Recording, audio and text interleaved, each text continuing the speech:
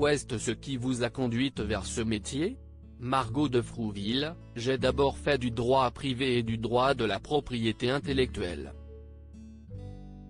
Je souhaitais m'orienter vers autre chose et comme j'avais de l'avance dans mes études, j'ai intégré en parallèle de mon DEA le centre de formation des journalistes. C'était beaucoup plus pratique que ce que j'avais fait jusque-là.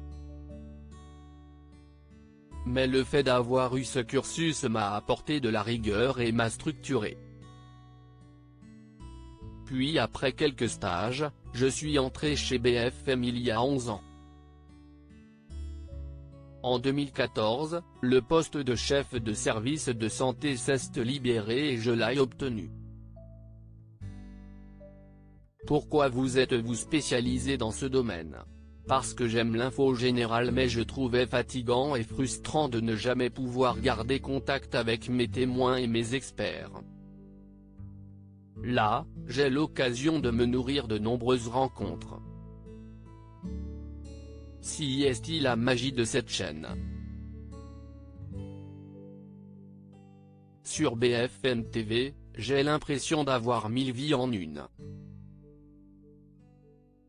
Comment votre job a-t-il évolué avec la pandémie de la Covid ? La particularité, CIST que nous traitons les mêmes sujets depuis 2 ans.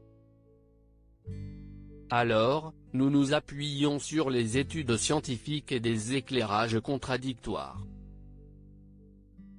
Je n'ai aucun complexe à dire que je n'aille pas compris quelque chose ou que j'ai besoin d'explications supplémentaires.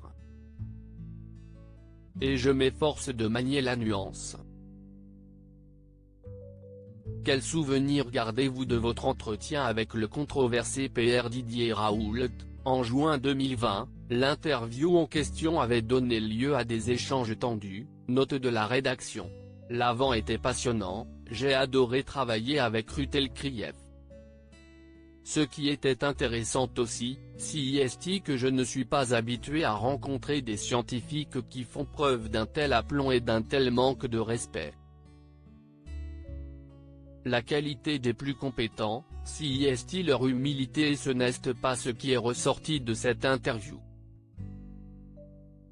De quelle manière articulez-vous vos obligations professionnelles et votre vie de maman ? Tout est organisé et rythmé.